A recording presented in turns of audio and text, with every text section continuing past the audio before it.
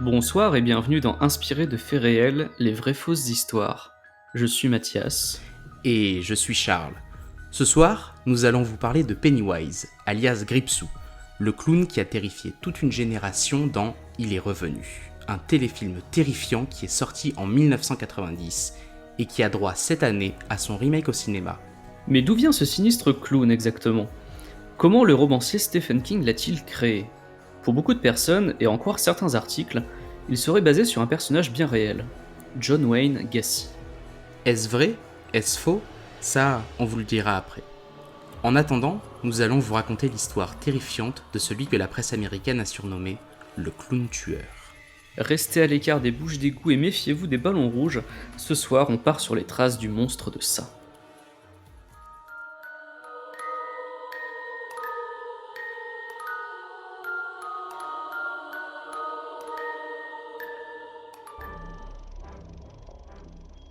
John Wayne Gacy naît le 17 mars 1942 à Chicago, dans l'Illinois. Comme bien des serial killers, il vit une enfance très difficile. Son père, John Stanley Gacy, est un homme alcoolique et violent avec sa femme et ses enfants. Dans un des nombreux livres qui ont été écrits sur John, on apprend qu'un de ses premiers souvenirs remonte à l'année de ses 4 ans, quand son père l'a battu à coups de ceinture. Durant toute son enfance, il subit les brimades de son père, qui l'insulte et le bat régulièrement, parfois à coups de bâton. C'est sans doute à cause du comportement odieux de son père qu'il ne dira rien lorsqu'en 1949, à l'âge de 7 ans, il se fait agresser sexuellement par un ami de la famille. Durant ses jeunes années, John Wayne Gacy trouve du réconfort auprès de sa mère. Son paternel en profite pour le rabaisser encore plus. Il le traite très souvent de fils à sa maman, de tapette, et lui répète qu'en grandissant, il finira par devenir PD. Ces charges pleines d'homophobie, couplées aux coups et à l'agression dont il a été victime, joueront un rôle crucial dans son basculement vers l'horreur. En 1962, à 20 ans, John Wayne Gacy quitte sans regret le domicile familial. Il part pour Las Vegas, où il se fait embaucher dans une entreprise de pompes funèbres. Alors qu'il est seul au travail avec le cadavre d'un jeune homme, il est pris d'une étrange pulsion. Il s'introduit dans le cercueil et touche le corps, jusqu'à ce qu'une vive sensation de choc le ramène brutalement à la réalité. L'expérience l'affecte si profondément qu'il quitte immédiatement son travail et rentre à Chicago dès le lendemain. Après quelques années tranquilles à Chicago, John Wayne Gacy semble apaisé. Il se marie en 1964, puis devient le directeur de 3 restaurants KFC à Waterloo, dans l'Iowa. En apparence, tout va pour le mieux. Sa femme donne naissance à 2 enfants, il s'implique dans des associations, il obtient même en 1966 des excuses de son père pour ce qu'il lui a fait subir dans sa jeunesse. Vers la fin de sa vie, John Wayne Gacy dira que cette période de sa vie était parfaite. Mais quand on gratte le vernis, la réalité est bien différente. En 1967, John est arrêté pour agression sexuelle sur un adolescent de 15 ans. Durant l'enquête, on découvre la double vie qu'il menait à Waterloo. Derrière son image de père modèle impliqué dans la communauté, il trompe sa femme avec des prostituées, prend de la drogue, possède un club illégal dans son sous-sol et, surtout, il a agressé d'autres jeunes garçons. Le 3 décembre 1968, il est condamné à 10 ans de prison. Sa femme ne restera pas à ses côtés. L'année suivante, le divorce est finalisé. John Wayne Gacy ne reverra plus jamais ses enfants.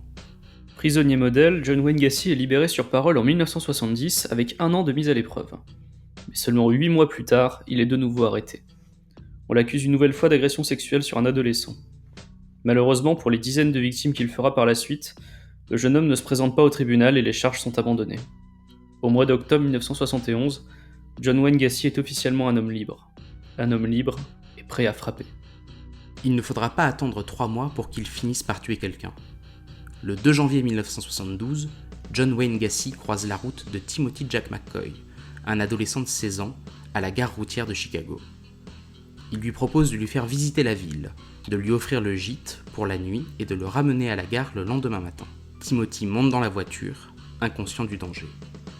Au matin du 3 janvier 1972, John Wayne Gacy voit la silhouette du jeune homme se dessiner à l'entrée de sa chambre, un couteau à la main.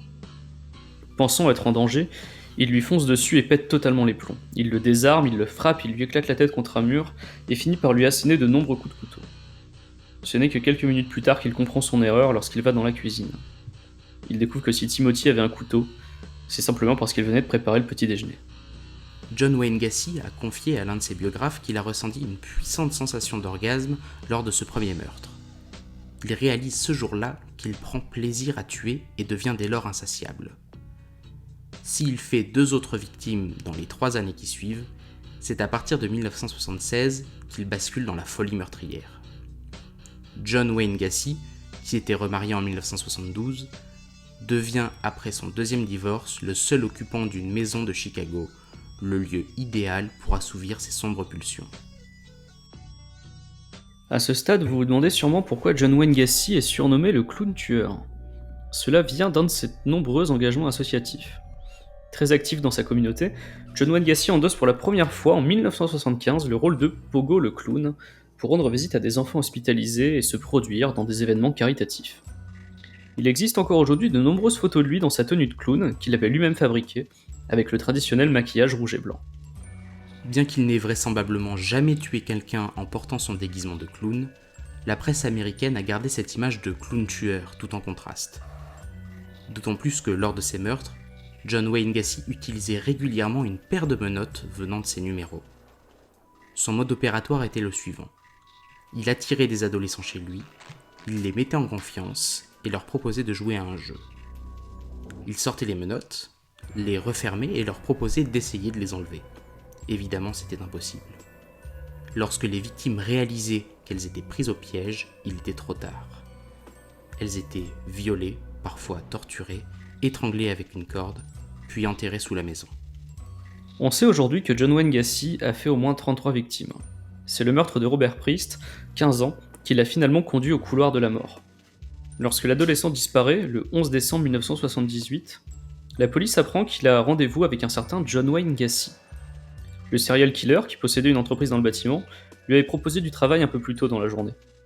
Évidemment, John Wayne Gacy nie toute implication, mais en creusant, les enquêteurs découvrent les agressions qu'il a commises par le passé et son passage en prison. Sous pression, John Wayne Gacy finit par craquer le 20 décembre 1978. Il avoue aux policiers qu'il a tué Robert Priest et jeté son corps dans la rivière des Plaines. Lorsque la police fouille sa maison, elle découvre 26 corps au sous-sol et 3 autres ailleurs sur sa propriété. 5 autres sont retrouvés dans la rivière. Si John Wayne Gacy n'a pas enterré Robert Priest et ses 4 dernières victimes chez lui, c'est tout simplement parce qu'il n'avait plus de place. John Wayne Gacy est condamné à mort le 13 mars 1980. Il passera 14 ans dans le couloir de la mort avant d'être finalement exécuté par injection létale le 10 mai 1994 au Stateville Correctional Center de Crest Hill dans l'Illinois. Durant ces 14 dernières années, John Wayne Gacy s'est mis à la peinture. Il a réalisé de nombreux tableaux représentant son personnage de Pogo le clown, maintenant au fil des années son image de clown tueur.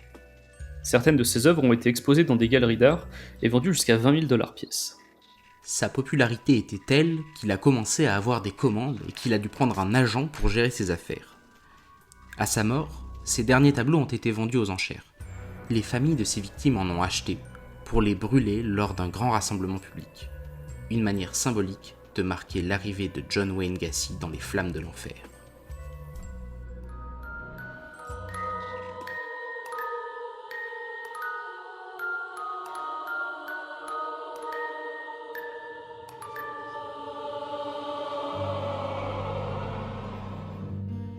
Le moment est venu de démêler le vrai du faux. Tout d'abord, sachez que l'histoire de John Wayne Gacy est entièrement vraie. Ce sinistre personnage est considéré comme un des pires serial killers de l'histoire des États-Unis. En revanche, malgré son aura terrifiante, il n'a jamais servi de modèle à Stephen King pour le personnage de Pennywise. Il s'agit d'une fausse information, largement diffusée sur le net, qui ne se base sur aucune source fiable. En novembre 2013, lors d'une rencontre avec ses fans, Stephen King a expliqué qu'à l'origine, il voulait écrire un livre avec tous les monstres classiques. Le vampire, le loup-garou, la momie, bref, tout ce qui était populairement considéré comme effrayant. Mais il a pris le temps de réfléchir pour se poser ces questions. Quelle est la créature la plus horrible, atroce, dégueulasse et terrifiante que l'on pourrait voir ? Et qu'est-ce qui effraie le plus les enfants ? Les clowns, bien sûr. Bien avant de traumatiser des générations avec son clown, Stephen King estimait que ce personnage était déjà terrifiant. Lui-même gardait de mauvais souvenirs de ses passages au cirque quand il était enfant. Voilà pourquoi il a fait de son grand méchant un clown. Ensuite, pour savoir comment l'idée du livre lui est venue, il suffit d'aller sur son site internet. Stephen King y raconte l'origine de ses romans, dont celle de ça. Il en a eu l'idée en 1978, alors qu'il allait, à pied, récupérer sa voiture dans un garage de Boulder, dans le Colorado. La route était déserte. Lorsqu'il s'est engagé sur un vieux pont en bois, le bruit de ses boots de cow-boy sur le sol lui a soudainement rappelé un conte dans lequel des trolls vivaient sous un pont. Il a imaginé ce qui se passerait si le bruit de ses pas dérangeait un troll là-dessous. L'idée a ensuite fait son chemin. Le pont s'est transformé en ville, dont les égouts abriteraient un troll, et le troll s'est transformé en créature démoniaque. Et le pont est aussi devenu un symbole, celui du passage entre l'enfance et l'âge adulte, un thème cher à ce bon Stephen King. 2 ans après avoir fait claquer ses boots sur le pont de Boulder, des idées plein la tête, il se décidait à écrire ce qui est aujourd'hui un de ses romans les plus aboutis et les plus effrayants.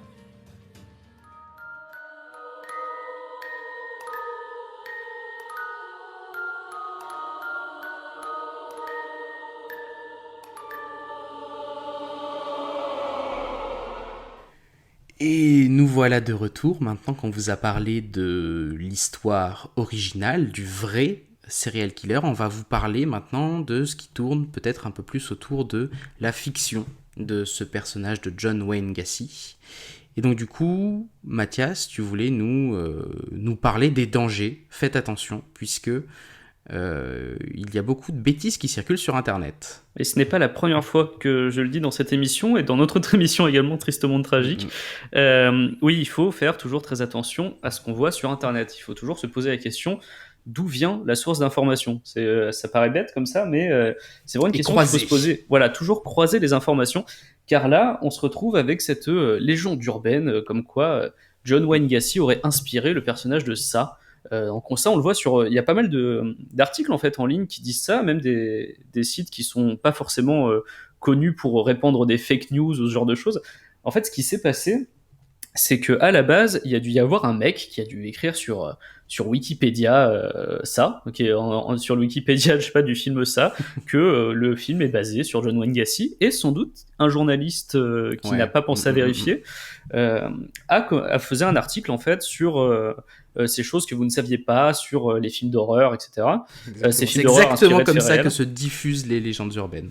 Les légendes urbaines du 21e siècle vont se diffuser par Wikipédia. Mais je suis sincèrement persuadé que c'est comme ça que ça a dû se passer, parce que tu te retrouves avec un article de top 10, je crois que la première fois que ça a apparu, enfin en tout cas dans ce que j'ai vu, parce que j'avais cherché le maximum d'articles possibles qui disaient ça, et la première fois que ça a apparu, c'était des genres dans un top 10 des personnages de films d'horreur inspirés de faits réels, tu vois. Donc là, tu trouvais des vrais gens qui ont inspiré qui ont vraiment inspiré des films d'horreur, tu vois. On en parlera sans doute plus tard dans cette émission, je pense, mais des gens comme le serial killer Ed Gein, qui a inspiré à la fois Psychose et Massacre à la tronçonneuse. Ouais. Lui, pour le coup, existe vraiment. On avait quelques serial killers comme ça qui ont vraiment inspiré des films, et John Wayne Gacy au milieu, dans son costume de clown, avec ses magnifiques photos où il est très très inquiétant dessus, en Pogo le clown, où les gens disaient oui, tu sais, en fait il y avait un montage, genre la photo de lui en clown, et à côté t'as Pennywise en mode ultra flippant. Ils disaient quand même la ressemblance, c'est fou, c'est c'est un clown. Bah oui. Et non, donc, comme on l'a dit tout à l'heure, effectivement, quand Stephen King a eu l'idée de mettre un clown comme personnage le plus effrayant de son livre, c'est tout simplement parce que les gens avaient déjà peur des clowns avant ça, et le film ça n'a fait que renforcer cette peur, et il n'y a pas vraiment de lien avec John Wayne Gacy. On en avait parlé dans Un Triste Monde Tragique, de l'origine de la peur des clowns, de la coulrophobie. Ouais. Et ça vient, un truc un peu londonien, non ? Exactement, en fait c'était des personnages de clowns tristes, qui... En fait il y avait un tel contraste entre leur vie réelle, parce que là en l'occurrence c'était un clown londonien qui était alcoolique et qui sombrait dans la violence, la dépression. Il y a un tel contraste entre son image de clown hyper joyeux et ça, que du coup on en arrive à cette inquiétante, à cette aura inquiétante qu'ont les clowns. Ouais. Et ça, ça remonte là au 19e siècle, au 18e siècle assez facilement, quoi. Et donc, circulation de fake news, hein, comme on dit. Mais heureusement que déjà on est là pour rétablir cette vérité. Hein ? Bah on oui. peut dire ça, je crois. C'était important de rétablir la vérité, et moi, Exactement. En fait, cet épisode finalement concentre 3 choses qui nous tiennent beaucoup à cœur, c'est-à-dire des vraies histoires qui font vraiment flipper, car John Wayne Gacy était un des êtres les plus odieux de la planète. Je pense que voilà, c'est une des pires créatures qui ont foulé la Terre. Donc ça, c'était déjà une bonne histoire en soi.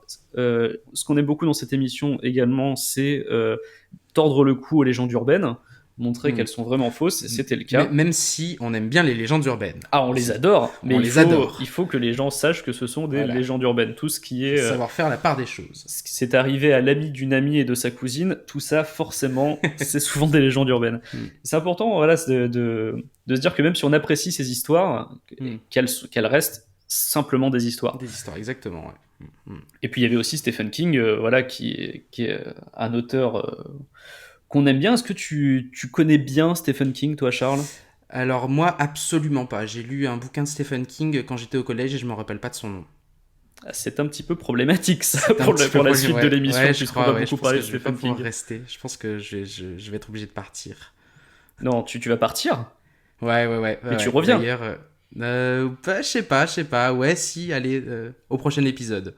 Mais je pense que je vais te laisser à la place avec une experte en Stephen King qui en parlera bien mieux que moi. Attention, t'es prêt ? Oui, je suis prêt, vas-y. 3, 2, 1...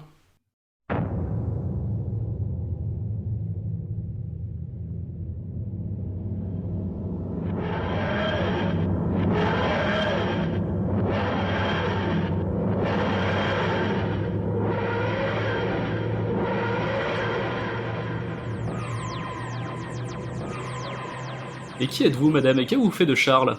Charles m'a embauché en tant qu'officiel spécialiste de Stephen King en France, ce qui est presque vrai et pas tout à fait faux. Alors, c'est bien, mais ça répond pas du tout à ma question. Vous êtes qui, en fait ? Je suis Mimi. On me connaît sous le nom de Mimi. Je travaille chez mademoiselle.com, où j'abreuve les gens de ma passion pour Stephen King, entre autres, depuis maintenant 5 ans. Donc ta passion, c'est vraiment Stephen King, t'en parles beaucoup. Comment ça t'est venu, cette passion-là ? J'ai découvert Stephen King quand j'étais gosse. Mon premier Stephen King, je l'ai acheté dans une chez un petit bouquiniste au Maroc, puisque donc je suis à moitié marocaine, et on passait 1 mois là-bas tous les étés, et quand tu lis très vite et que t'es un peu solitaire, 1 mois, ça te suffit pas les livres de la bibliothèque, donc on a acheté des bouquins là-bas, et j'ai acheté Cimetière, je devais avoir 10 piges, et ça m'a pas subjuguée sur le coup, je me suis pas dit, ok, je vais lire tous les livres de ce mec-là, et genre passer ma vie à lire des articles sur lui parce que j'ai un problème d'addiction. Ça m'avait beaucoup plu, je l'ai beaucoup relu. Et en fait, Stephen King, pour moi, c'est devenu une valeur sûre, où je me disais que, dans le doute, je peux choper des Stephen King, généralement j'aimerais bien, ce qui s'est révélé être assez vrai. Donc j'en ai lu beaucoup à la bibliothèque, j'en ai acheté plein chez les bouquinistes, parce qu'il est tellement connu que ça se trouve partout. Et quand on lit du Stephen King, au début on a peur, après on s'attache au personnage, et ensuite on se rend compte qu'il a un univers étendu depuis qu'il a commencé à écrire quasiment. Et c'est ça qui m'a vraiment, je pense, fait basculer. C'était la même époque où je me passionnais pour Lost et pour tout ça, et je me suis rendu compte qu'il y avait tellement de niveaux de lecture et tellement de choses qui se passaient sous la surface que je suis tombée à pieds joints dans la Stephen King mania.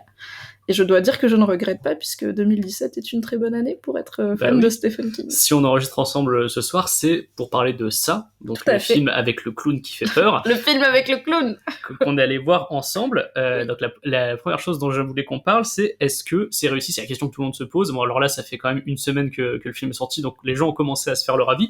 C'est plutôt positif. Toi, qu'est-ce que t'en as pensé ?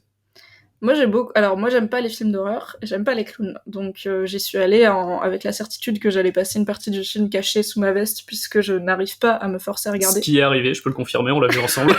Oui.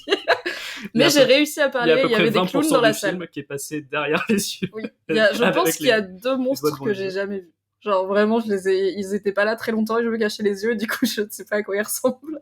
Mais, donc, j'y suis allée avec de l'appréhension, mais ça, c'est un bouquin que j'aime beaucoup.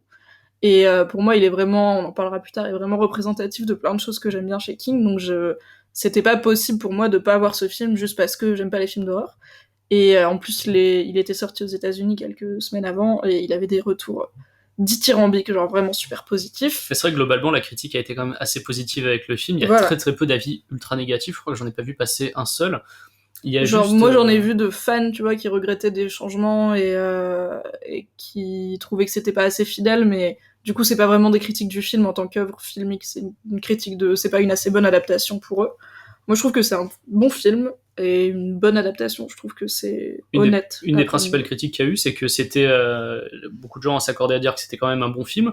Ils disaient que c'était pas un bon film d'horreur, dans le sens où selon eux, il fait pas peur. Il y a pas mal de critiques qui disent ça, notamment des critiques que j'aime bien, comme le Fossoyeur de film, qui dit que le film n'est pas un film d'horreur et qui fait pas peur. J'ai l'impression qu'on n'a pas tout à fait vu le même film, parce que nous on a quand même eu pas mal peur en voyant le film. Enfin moi c'était sûr, mais j'étais plus curieuse de est-ce que toi t'allais avoir peur, puisque toi t'es beaucoup plus habitué que moi. T'en as vu une tripotée de films d'horreur, tu connais les mécanismes, etc. Ouais, Donc, c'est vrai que de ce côté-là, j'ai été pour te retourner un peu la déçu. question, est-ce que tu trouves que c'est un bon film d'horreur? En fait, pour moi, c'est un film d'horreur, il n'y a pas de doute là-dessus. En tout cas, il est marketé comme tel, il y a une vraie volonté de faire peur. Moi, je trouve que, voilà, on peut pas dire que c'est pas un film d'horreur, parce que le réalisateur, dans ses intentions, a envie de nous faire peur. Sinon, il ne foutrait pas des jumpscares à l'intérieur du film. donc, Oui. voilà. Le livre en lui-même est un livre d'horreur, et alors moi, j'ai pas lu le livre, mais d'après ce que j'ai compris, il est assez fidèle au livre par bien des aspects. Donc, du coup, pour moi, ça reste un film d'horreur, et voilà. Du coup, je l'analyse en tant que film d'horreur, et il y a des critiques que je peux faire dessus, qui sont effectivement le recours au jumpscare à peu près tout le temps, des jumpscares hyper attendus. Et c'est ce qui m'a un peu déçu, dans le sens où James Wan est quand même passé avant. On a un réalisateur, donc c'est le réalisateur d'Insidious, de The Conjuring, qui nous a habitués à des frayeurs à retardement. C'est-à-dire que lui, il a tendance à retarder le moment où le truc qui va faire peur arrive à l'écran. Il joue vachement avec les codes. James Wan, c'est un mec qui a beaucoup réinventé de codes, je trouve, dans le film d'horreur. Et donc, ce mec est passé par là, il a fait les Insidious, il a fait les Conjuring, et là, on arrive sur un film où, en fait, tous les jumpscares sont hyper attendus.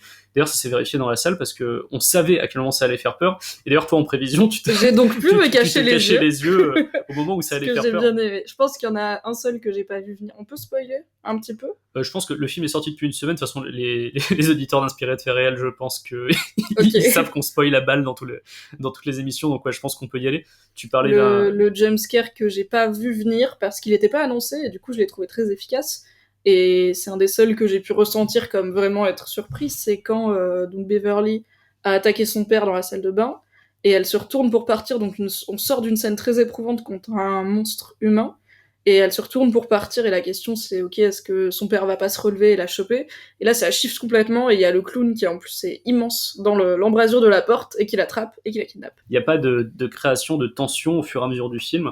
On a eu des films qui marchaient très bien là-dessus. Je pense notamment à It Follows, où tu as une tension, ou même à Mr. Babadook, des films où la tension s'installe tout au long du film et on a peur vraiment continue, on est stressé pendant tout le film. On n'a pas vraiment ça dans le film. On a vraiment on est très vite juste dans des jumpscares. on est très vite dans les codes classiques, et que même moi je connais alors que j'ai pas vu beaucoup.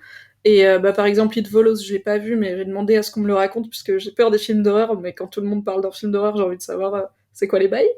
Et je pense qu'on aurait pu avoir un bon truc à la It Follows, de ce que j'en ai compris avec ça, parce que la menace de ça est omniprésente dans la ville. Et dans le livre, donc le livre est très long, il y a 2 parties qui font, la première fait genre 600 pages et la deuxième 500 ou l'inverse. Et on a vraiment le temps de le voir apparaître partout. C'est juste, tu vas avoir un personnage qui passe, qui va à la boulangerie et qui voit un ballon dans un coin, ou qui voit le clown qui lui fait coucou. Il y a 1 ou 2 scènes comme ça dans le film, notamment quand Mike se fait attaquer par Henry Bowers et sa bande. Il tourne la tête et t'as le clown dans les fourrés qui le salue avec une main d'enfant qu'il est en train de manger. Et c'est marrant parce que cette scène, vu qu'il n'y a pas de tension horrifique qui est là présente dans tout le film, elle a limite un côté comique, cette scène. Moi, le moment mais où c'est il doit arrivé, être un peu comique, tu vois. C'est horrible et drôle, et c'est son idée, je pense, de l'humour. Et en fait, il faut, donc le concept de ça, c'est qu'il se nourrit de la peur qu'il crée, notamment chez les enfants. Et pour créer cette peur, il faut que les enfants aient tout le temps peur, je pense. Et dans le film, après, c'est aussi, voilà, on a 7 personnages à développer. Le film est déjà long, il fait 2h30. On aurait pu avoir moins de jumpscares et plus de tension latente et de malaise qu'ils ont réussi à faire dans certaines scènes. Il y a quand Ben se fait attaquer aussi par Henry Bowers et qu'il voit une voiture passer avec des adultes qui l'ignorent, et qu'à l'arrière de la voiture, il y a un ballon rouge. Tu te rends compte qu'en fait, ça est présent même là, alors qu'il n'y a pas de clown, il n'y a pas de sang, il y a rien, enfin, il y a du sang ensuite, mais il n'y a pas une main d'enfant qui te dit coucou complètement grignotée. Mais je pense que c'est un choix stylistique. Il a voulu faire un film d'horreur peut-être relativement basique. J'ai pas vu son précédent, Mama. Mama Je sais pas ce qu'il est veut. très sympa. Mais en fait, Mama, il est un petit peu dans. Non, c'est un petit peu pareil en fait.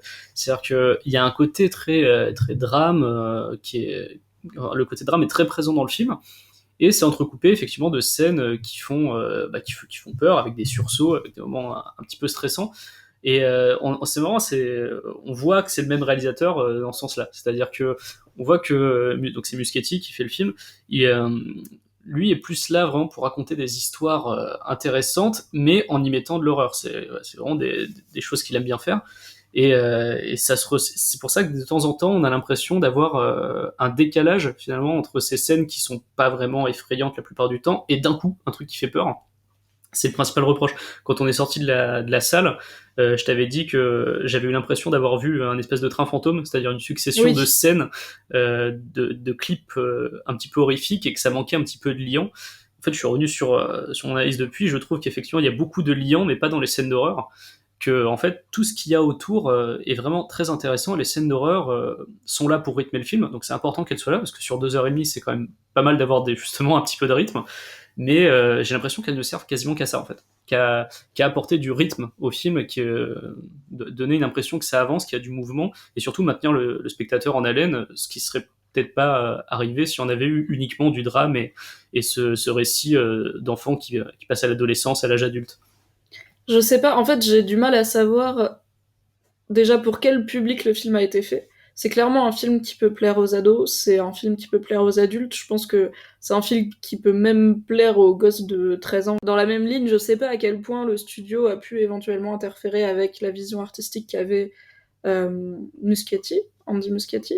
Je sais pas à quel point le fait qu'il y avait un autre réalisateur avant, qui avait aussi une vision et qui a été plus ou moins écarté, on sait pas trop, parce qu'en tout cas le studio ne voulait pas faire la sienne, a pu faire, on dirait un peu qu'il y a limite deux films dans un film. Il y a le film, il y a l'adaptation du King, il y a l'histoire de ces gosses, et il y a le côté train fantôme. Mais d'un autre côté, là où j'étais sceptique, c'était pas sur est-ce que je vais sursauter, parce que évidemment je vais sursauter, j'ai sursauté devant le trailer, c'était sur ok, est-ce que ça va être bien une fois que j'arrête de sursauter.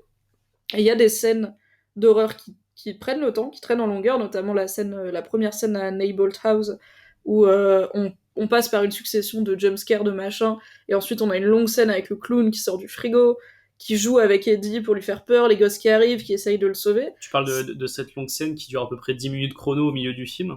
Oui. C'est ça, en fait, alors ça, c'est une des scènes que j'ai préférées dans le film. C'est parce que c'est là qu'on a une vraie échelle dans la tension.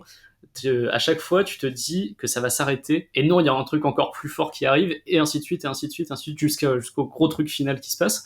Donc là, je spoil pas totalement, parce que la scène marche plutôt bien sur la surprise. Mais c'est une des scènes que j'ai trouvées les plus réussies dans le film. C'est vraiment toute cette scène qu'il y a dans la maison, qui s'étire, et qui va dans l'horreur. Et après, bon, comme dans tout le reste du film, c'est ensuite dédramatisé par d'autres scènes un peu plus amusantes, avec le personnage de Richie, par exemple. Richie Mastar.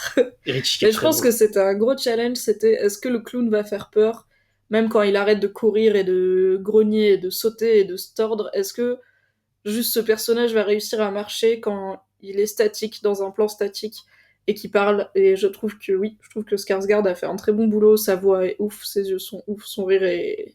Ouais. Et sa manière de se déplacer est hyper cauchemardesque aussi. Je pense que mon chat va sauter sur la table, donc on va le laisser faire ça. Voilà, c'était le chat de Mimi qui vient de sauter sur la table.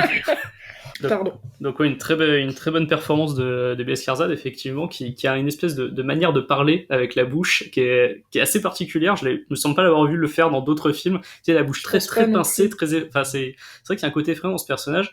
C'est quelque chose qui me dérangeait un petit peu quand on a commencé le film. C'est là que je me disais, ok, alors il est clairement effrayant dans son visuel, dans sa manière de bouger, dans sa manière de parler, tout ça. Mais justement, c'est ce qui me dérange un peu, parce que Tim Curry, qui était dans le téléfilm de 1990, on va en reparler de ce téléfilm, je trouvais qu'il apportait quelque chose de beaucoup plus malsain.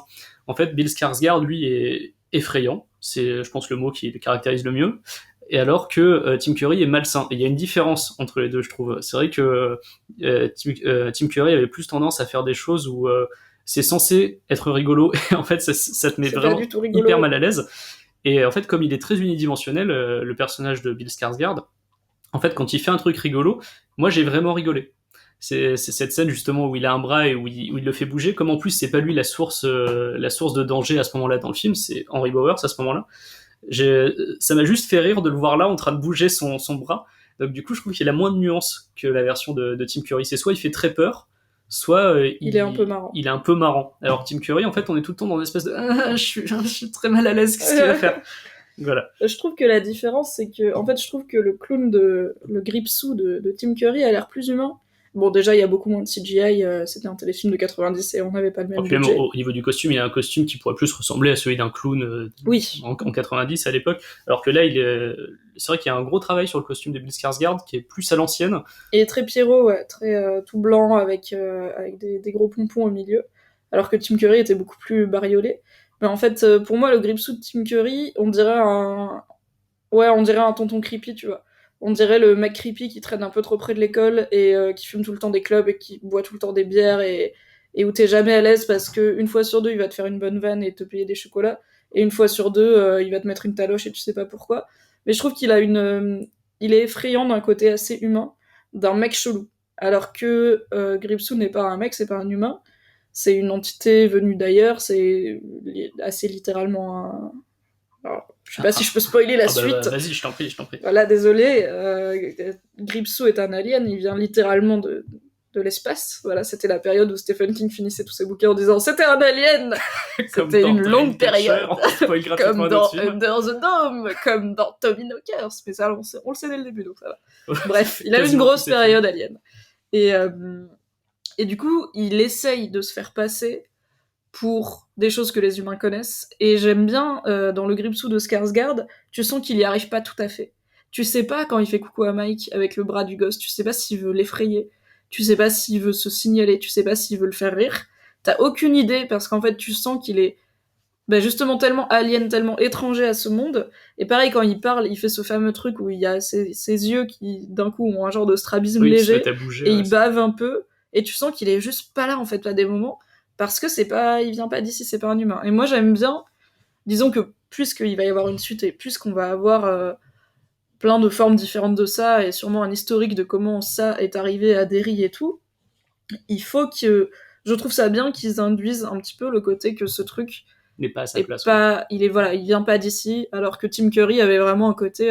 Enfin, tu l'imagines... je sais pas, enlever sa perruque et se débarbouiller et finir en cellule de dégrisement parce qu'il a bu du mauvais whisky toute la nuit sous un pont. Mais je pense que c'est pour ça que, justement, l'histoire dont on parlait un petit peu auparavant avec Charles, le clown tueur John Wayne Gacy, où les gens ont pensé que le personnage de Gripsou avait été inspiré de John Wayne Gacy, c'est justement parce que dans l'adaptation au téléfilm, dont tout le monde se souvient, parce que du coup, j'imagine qu'il y a plus de gens qui ont dû voir cette adaptation que lire le livre, donc l'interprétation de Tim Curry est tellement, en quelque sorte, réaliste, on dirait un clown pédophile tueur qui va... Oui. Voilà, tu vois. Je peux comprendre que des gens aient pu penser que c'était directement inspiré de John Wayne Gacy, qui était donc ce tueur qui se déguisait en clown pour aller voir les enfants malades et qui ensuite tuait des adolescents dans sa cave. Bien. Donc du coup voilà, je peux comprendre par rapport à ce côté réaliste que les gens aient pu envisager de faire le lien, mais on le rappelle, c'est faux, et il n'est pas du tout inspiré de ça. Arrêtez de croire tout ce que vous lisez sur internet, croyez ce que vous entendez dans des podcasts, c'est mieux. On va revenir brièvement sur les qualités du film, parce qu'il y en a quand même pas mal. Oui, c'est vrai qu'on est un peu pinaillé, mais on pinaille, mais en vrai c'est un très bon film. Moi ce qui va d'abord le plus marquer, c'est la photo du film, qui est vraiment très très belle. Justement, je suis allé regarder parce qu'il me semblait bien que le nom que j'ai vu dans le générique me disait quelque chose. En fait, c'est Chung Chung-woon, c'est le directeur photo de Park Chan-wook. Donc c'est pour ça qu'il a fait la photo de films qui sont visuellement magnifiques, notamment Mademoiselle et Old Boy. Donc il se pose là, le mec. Touche, voilà. Et en termes de effectivement, CV. c'est très beau. Et tu le disais tout à l'heure, c'est vrai qu'à la base, ça devait être un autre réalisateur, ça devait être Kari Fukunaga, donc qui a fait True Detective, autre série visuellement magnifique. Donc du coup, ça s'explique cette patte graphique, c'est très très beau, quoi.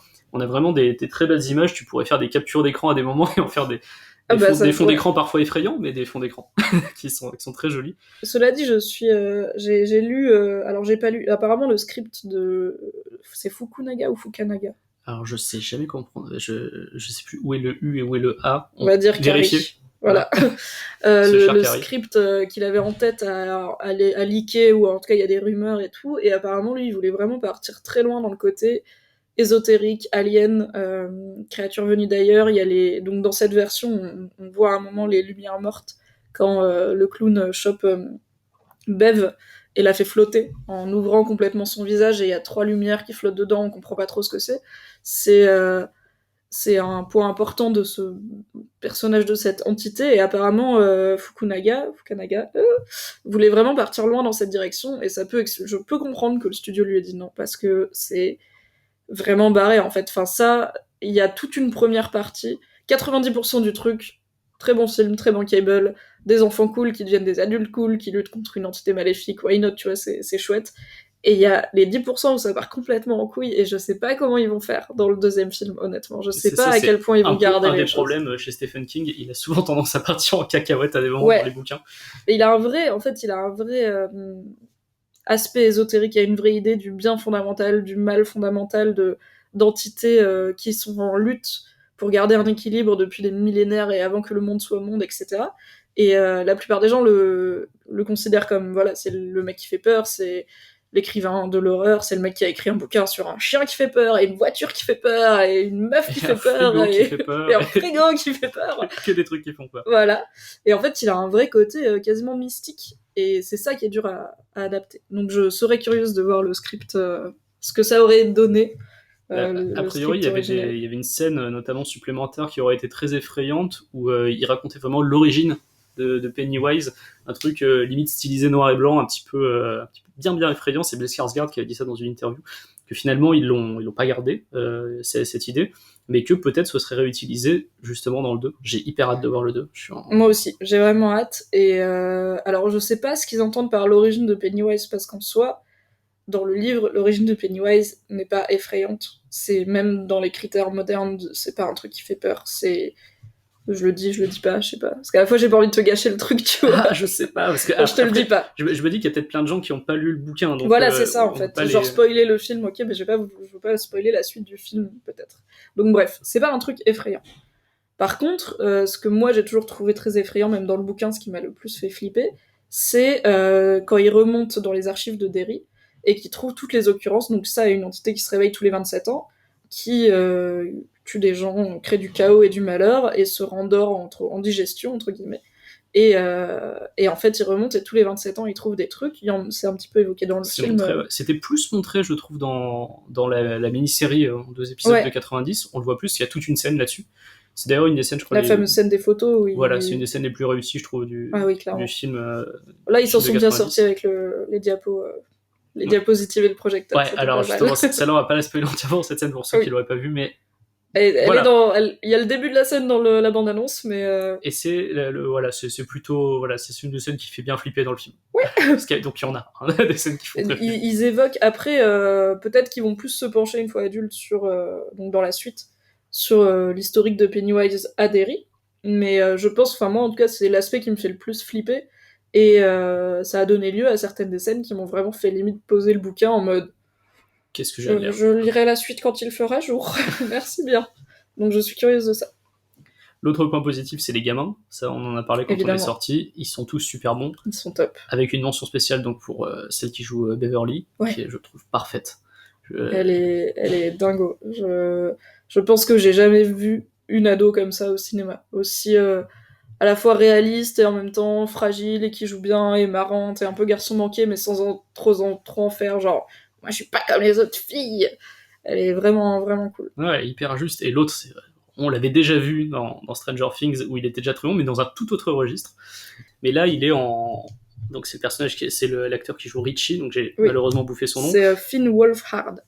C'est le seul gamin dont je connais le nom, enfin le seul acteur dont je connais le nom. Et qui est juste excellent. Enfin, il est très marrant. Il est vulgaire, il est très drôle, il est tout ce qu'on attend d'un gamin finalement de cet âge-là. D'un gamin insupportable de 13 ans qui fait des blagues. C'est le petit rigolo de la bande, et en même temps, le mec ne sait pas s'arrêter, quoi. Même dans les pires moments, dans les moments où tu dis, mais là, il est censé être mort de peur, le gamin. Non, mais tu sens que c'est un mécanisme de défense, quoi. Il sait absolument pas comment faire face à la vie sans faire des blagues et dire fuck et parler de sa bite. Et justement, dans la scène finale, à un moment, tu penses qu'il va être mort de peur, qu'il va se barrer, et non, il te sort une saloperie, et il y retourne, quoi. Tu vois que c'est vraiment sa manière d'affronter les trucs, quoi. Et puisqu'on parlait de démonter des rumeurs dans la première partie de ce podcast avec Charles, je tiens à dire, parce qu'il y a plein de gens qui disent c'est chiant, ils l'ont pris juste parce qu'il était dans Stranger Things et que Stranger Things c'est bankable, etc. C'est pas vrai, le gosse était casté dans Hit avant que Stranger Things ne sorte et soit un grand succès. Et ça m'énerve toujours un peu quand un truc marche et un autre truc un peu similaire sorte et tout le monde fait mais ça va, les studios, ils ont pas d'imagination. Ils font juste du piggyback sur je le me suis fait avoir. En fait, non, ce gosse est talentueux, du coup, il décroche des rôles, et il a décroché ces 2 rôles qui sont en plus très différents.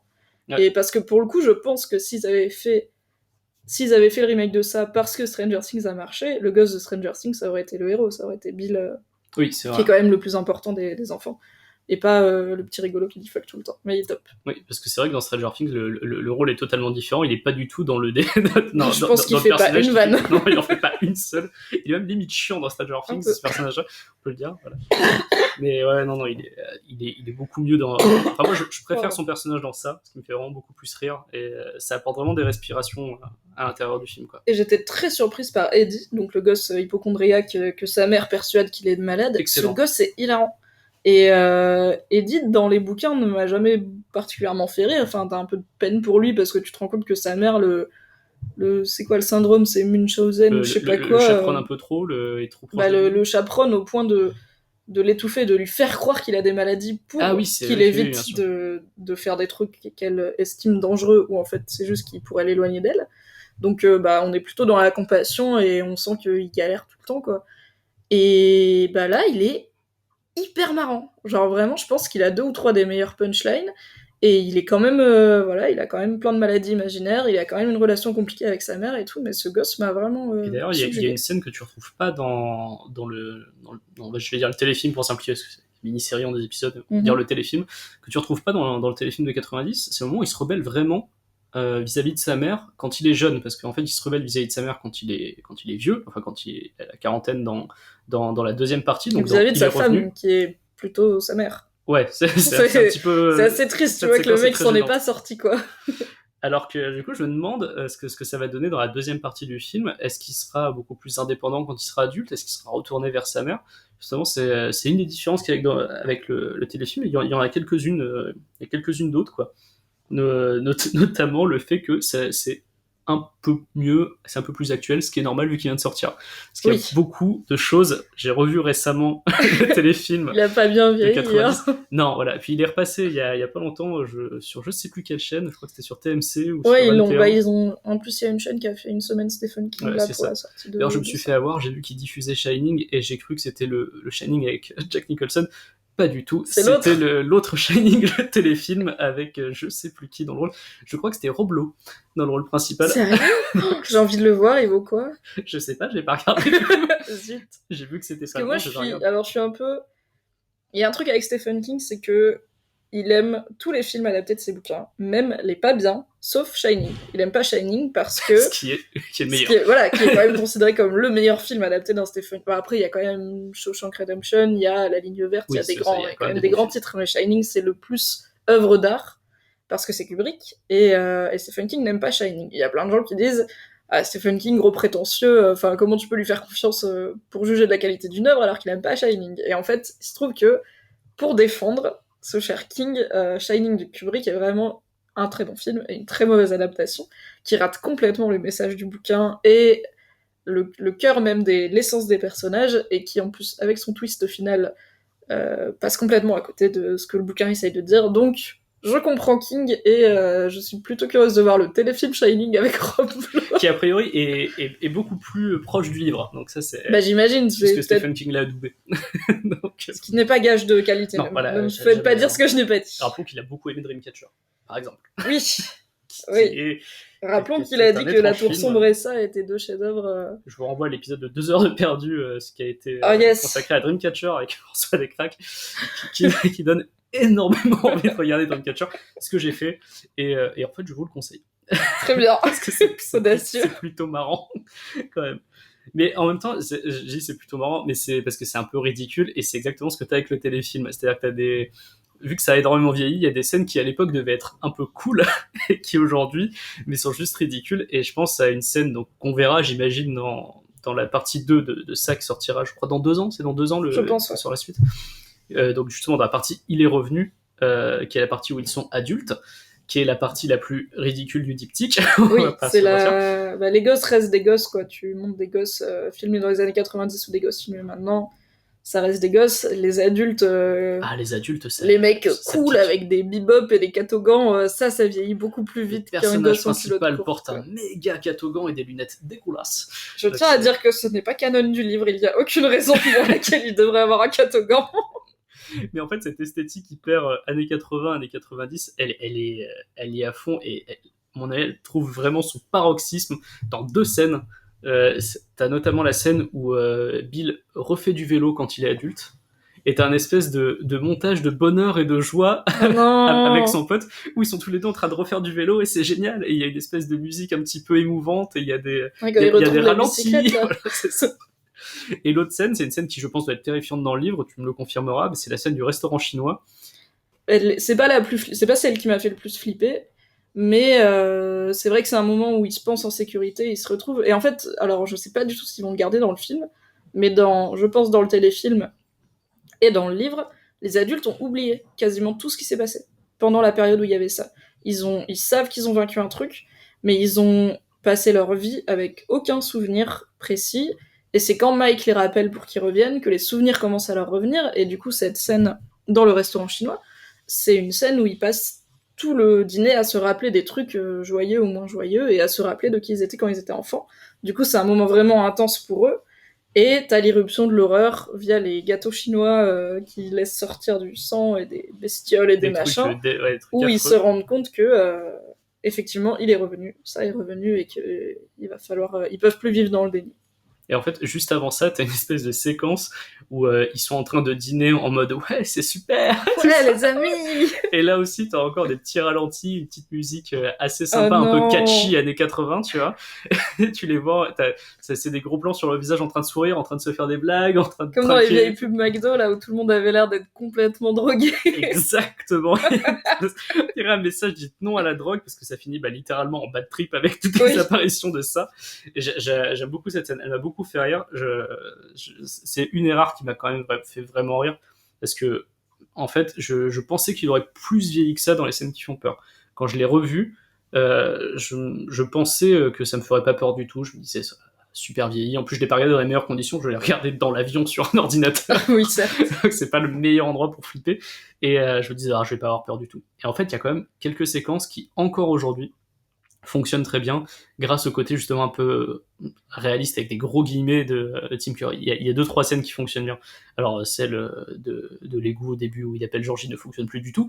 Mais elle est juste culte parce que voilà, on l'a beaucoup vu, mais il y a deux trois séquences, notamment celle où toute la séquence avec l'évier chez Beverly, Oui. où la salle se remplit de sang d'un coup, c'est hyper sale, ça fonctionne toujours bien, ou même celle qui avait traumatisé pas mal de gens, même si les effets spéciaux sont merdiques, celle où on est dans la salle de bain et où Quand il sort du sol. Je me souviens que le sol, c'est genre c'est de la claymation, non? Enfin, je veux dire, c'est une animation de faux sols en pâte à modeler, carrelés, qui se cassent et qu'ils ont mis.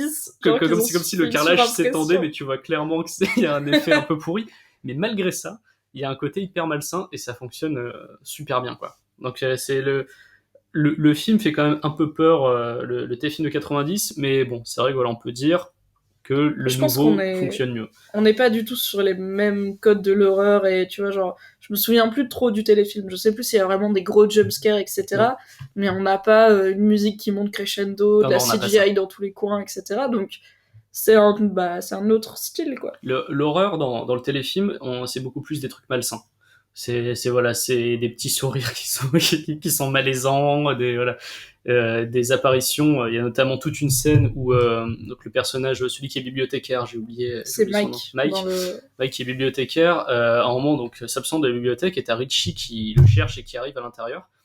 Et là, il ne voit pas Mike, mais il voit juste ça qui est là et qui arrête pas de le faire flipper en éclatant des ballons remplis de sang, en faisant des trucs. Oui, c'est quand il est sur les étagères et il caracole partout. Exactement. C'est vrai que c'est un truc que j'aimais bien avec le Gripsou de Tim Curry, c'est qu'il a plus un côté clown. Tu sens qu'il fait des cabrioles, il grimpe au lampadaire, il fait n'importe quoi, comme un clown le ferait pour attirer les enfants. Alors que celui de Skarsgård, et c'était les premières critiques même quand on avait juste des photos, c'est aucun enfant s'approcherait de ce truc. Genre vraiment, il est censé t'attirer avec des ballons et te faire croire qu'il est sympa, T'y vas pas. personne va voir ce truc, même dans les années 80, quoi. Donc, je suis d'accord avec ces critiques. Après, il fonctionne pas exactement comme ça dans le film. On le voit jamais essayer d'attirer des enfants en étant sympa, à part avec Georgie. Et Bon, Georgie il est tout petit, quoi. donc, voilà. Donc ça va. D'ailleurs, qu'on reparle de la première scène avec Georgie, que je trouve magistralement filmée, et donc avec cette vue d'en haut, comme ça, qui est super bien faite, tu sens dès le début du film que t'es dans un film d'horreur beaucoup plus actuel, ne serait-ce que sur la dose de sang que tu vas avoir à l'écran. Parce que Richie, dans Énormément le de sang. téléfilm, la disparition se fait plutôt pas mal, tu vois juste les dents du clown qui grandissent. Là, bon, il se fait arracher un bras, il se fait tirer à l'intérieur, genre, il y a on du y va sang sur la cash, quoi. chaussée, c'est, voilà, ça commence, 5 premières minutes, meurtre d'enfant direct. Donc là, tu fais, ouais, parce qu'il y a un petit suspense finalement dans le téléfilm où tu dis est-ce que Georgie peut avoir survécu ou pas. Bah, dans le livre aussi. Non, attends, non, je dis une bêtise. Dans le livre, Georgie est mort. Georgie, il le retrouve avec son bras arraché, mort dans la rue, à côté de la canalisation. Du coup, il n'y a pas tout ce côté qu'il y a dans le nouveau film, où bah, Bill est un peu en mode je sais qu'il y a quasiment aucune chance que mon petit frère soit vivant là-dessous, mais c'est pas zéro chance, tu vois. Alors que dans le bouquin, c'est pas une histoire de vengeance, mais c'est une histoire de deuil. Et il y a toute une relation hyper triste entre Bill et ses parents, parce qu'en fait, il n'existe plus pour ses parents parce qu'ils sont tellement loin dans leur deuil. Et alors, c'est un truc qui est dit dans le film qui m'a beaucoup ému, c'est quand il veut retourner dans Neighbolt House et que tout le monde est là, mais mec, ça fait trop peur et tout.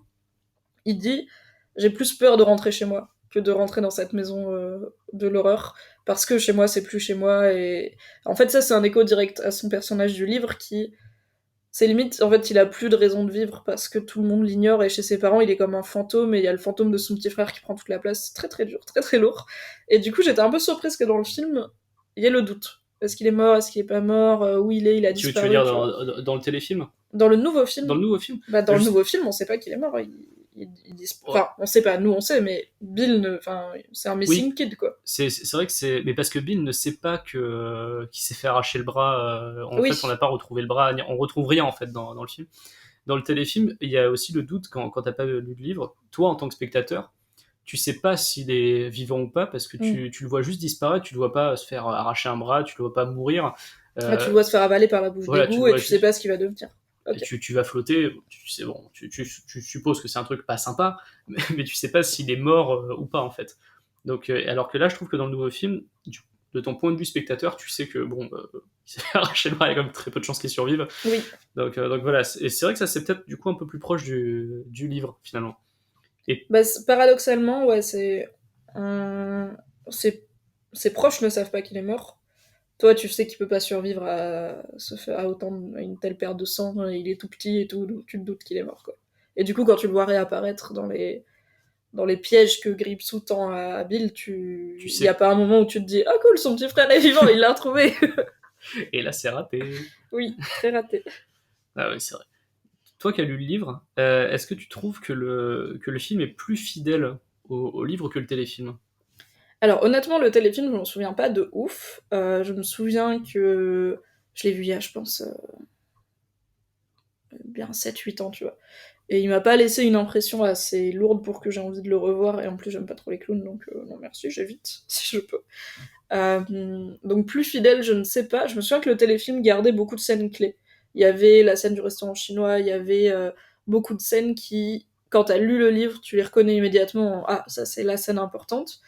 Je pense que le nouveau film, diverge là où il faut. Il y a très peu de changements que j'ai pas aimés, donc parce qu'on est quand même 30 ans plus tard, en fait. On est dans le livre et dans le téléfilm. Les enfants sont dans les années 50, les adultes sont dans les années 70-80, donc 27 ans plus tard.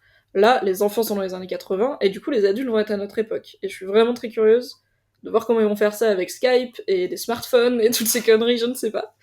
Euh, Ça, c'est un changement qui m'a pas du tout dérangé. J'ai trouvé ça pertinent, j'attends de voir la suite, mais C'est une bonne actualisation, je trouve. voilà. Surtout avec du coup, là, c'est plus sur le côté marketing, mais il y a cette mode des années 80 qui revient beaucoup, donc le fait de placer les gamins dans cet univers un peu Goonies, un peu là, ça fonctionne vachement bien aussi. C'est vachement Ouais. dans l'air du temps, quoi. Et c'est des motifs que tout le monde connaît, la bande de gamins à vélo dans les années 80 qui vont affronter un truc auquel les adultes ne croient pas. Qui laissent leur putain de vélo au milieu de la Au route. milieu de la tout le route, temps. comme si personne conduisait. Ça m'a gavé dans le film, je te disais, putain, mais rangez-vous. Ils ont pas le time, ils sont en train de genre de battre le mal incarné, tu vois, ils ont pas le temps de T'as mettre tout des autant de béquilles. time de le laisser dans le jardin plutôt que sur la route. C'est vrai. Il y a, et puis je pense, voilà, le public du film a, pour beaucoup, grandi dans les années 80, a connu cette vie-là, en fait, et du coup peut beaucoup plus s'identifier, donc c'est un changement que j'ai compris. Donc la plupart des changements, il y a aussi l'autre changement qui m'a beaucoup plu, c'est donc il y a des monstres qui changent. Ah, ça Il y j'ai a adoré aussi. des formes de ça qui changent, puisque dans le livre, t'as 3 formes que moi je trouve vraiment pétées pour des yeux modernes. T'as le loup-garou, qui ne fait plus peur à Donc personne. ça, c'est dans le livre, il y a un des personnages dans qui le a livre, sa c'est plus Richie, grosse ouais. peur, c'est le loup. Richie, Bah, c'est en fait, c'est le loup-garou. c'est même pas tant sa plus grosse peur, c'est juste qu'il a été voir un film avec genre le loup-garou du campus, un film avec un loup-garou qui lui a fait peur. Et bah du coup, il voit ça juste après, et comme à ce moment-là, il a peur d'un loup-garou, ça devient un loup-garou, mais c'est même pas genre une peur profonde et ancrée pour lui. Donc là, Donc, dans le film, c'est- c'est remplacé par une peur des clowns. Oui, alors Plus actuel. ça, j'ai pas compris, j'étais là, ok, le mec a peur des clowns, genre, merci de le dire maintenant, 1 heure après que tout le monde ait vu des clowns maléfiques, mais ok, t'as peur des clowns, pourquoi pas. Au moment où il l'annonce, c'est là que j'étais chuchoté. Il va tellement en chier, lui, quand il va voir le monstre. Et effectivement, on n'est pas déçus. Tu sens qu'il est vraiment offensé, quoi. Il est là en mode, non, non, Qu'est-ce qui non. se passe? La première fois qu'il le voit, en plus, c'est horrible. Il est dans une pièce remplie de poupées de clowns. Ah, Je sais j'ai pas très où peu est vu ça. cette scène, puisque je me suis beaucoup caché les yeux. Je peux comprendre, on précise au passage que Mimi est coulrophobe. Oui. Donc, Alors voilà. ça va, vraiment, je guéris, mais je suis pas à l'aise avec les clowns. Ouais, bon, on a bien senti que t'étais pas à l'aise dans la salle, puisque nous sommes allés le voir à une avant-première où il y avait des clowns dans la salle. Oui, Se mais j'ai balader dû dans la faire salle. semblant d'être à l'aise, parce que quand ils savent que c'est toi la flippette, après c'est pour ta gueule quand ils font peur, parce qu'ils savent que toi tu vas bien réagir. Du coup, je suis là, oh, Oh, ça bonjour monsieur la clown, tralala, tout va bien. Acteur studio. Donc dans les différences, il y a aussi ce personnage que moi j'avais pas vu dans le téléfilm, donc je suppose qu'il était pas dans le bouquin, qui est le tableau en fait. Alors ouais, c'est mon monstre préféré du film, et il n'existe pas dans le bouquin. Dans le bouquin, c'est quoi? Il a peur de quoi? Stanley, que je dise pas de conneries. Mike, il a peur des oiseaux. Du coup, il se fait courser par un oiseau géant, ce qui ne marche pas. Je sais plus de quoi a peur Stanley, mais je crois que c'est un truc pété, genre une momie, tu vois. Ah oui, d'accord. Ouais. Donc, Ah oui, mais parce que Stephen King avait dit dans une interview qu'il voulait mettre tous les monstres classiques qui font peur à l'intérieur. Oui, donc, il y avait donc un ça côté fait sens un d'avoir peu- la momie, d'avoir le loup-garou. Bah, un peu comme tu disais, Train fantôme, tu vois, des horreurs où c'est des peurs avec lesquelles ces gosses des années 50 ont grandi, mais en 2017. Ouais, c'est vachement personne des n'a monstres peur des Hammer. momies, J'imagine quoi. qu'il y en a un qui doit avoir peur, genre des vampires ou d'un truc comme ça. Il y a le lépreux, donc, mais ça c'est parce que Stan est... Et il y a un côté où le lépreux est un peu pédophile aussi, du coup c'est... Ah, c'est malsain, c'est bien. on Ouais, aime bien. c'est On très aime malsain. beaucoup. Mais la sexualité dans ça... On Waouh. en reparlera On en tout à l'heure de reparlera. cette principale différence à la fin du film, Oui, très effrayante. mais du coup, oui, le Très tableau, j'ai adoré. C'est le monstre qui m'a fait le plus peur. Parce Donc que... on décrit brièvement la scène. Donc Oui. c'est un moment du coup, donc Stanley est dans le bureau, c'est son père, je Il crois. est, ouais, et il est à la synagogue, je pense. À la donc, synagogue. on imagine que son père est rabbin, en tout cas, qu'il est, en tout cas, il fréquente beaucoup la synagogue. Donc il arrive dans ce bureau, il y a un tableau au mur, un tableau qui est bien effrayant. Extrêmement creepy. Une femme avec le visage un petit peu déformé qui a une flûte dans les mains. Mhm. Et là, tu sens la douille arriver, là, tu sens que ça va venir. À chaque fois qu'il y en a un qui est seul dans une pièce, t'es là, allez, allez-y, Et balancez d'un coup, la sauce. Ah bah qu'il n'y a plus personne sur le tableau, c'est quand même bizarre, mais où est-elle passée cette femme avec la flûte et la Ce qui gueule est quand déformée? même un motif horrifique que j'ai trouvé très efficace, c'est le tableau tombe, le gosse relève le tableau, et le tableau c'est une toile vide. Et pas une toile vide genre comme dans Harry Potter quand les gars ils partent de leur tableau et qu'il y a le décor, c'est juste genre une toile nue, et j'étais en mode, oh non le truc. On n'est pas bien. Non. La scène est hyper efficace, elle fonctionne bien. J'ai vu des critiques qui disaient que une flûte ça fait pas peur. Mais c'est pas le but. C'est pas la flûte qui fait C'est peur. pas la flûte qui fait Les gens peur. sont cons. C'est que justement il y a le bruit de la flûte, donc tu entends qu'elle est Tu là. sais Donc que tu sais. cette truc qui ne doit pas exister est là. Et en fait, j'ai trouvé ça très cool en y repensant, parce que je trouve que c'est une vraie peur d'enfant. C'est tous les jours, tu passes dans le bureau de ton père, en plus c'est à la synagogue, Il y a c'est un tableau qui c'est te un fait truc peur. assez lourd, tu vois, assez sérieux. Il y a un tableau qui te fait peur, que les adultes remarquent plus, parce que les adultes ça aime de l'art chelou et tout. Et du coup, c'est le truc devant lequel t'es obligé de passer tous les jours, et tous les jours t'affrontes un petit peu ta peur. C'est comme passer devant la porte de la cave alors qu'elle est ouverte, tu vois, c'est... Ah, mais c'est exactement ça. Les adultes y pensent même plus, mais Quand toi, j'étais gamin, c'est important, j'avais quoi. mes parents qui avaient une espèce de poupée un petit peu chelou dans la salle Ouais. de bain. Genre, t'es stocké, je savais pas où la foutre ailleurs, où la mettre ailleurs.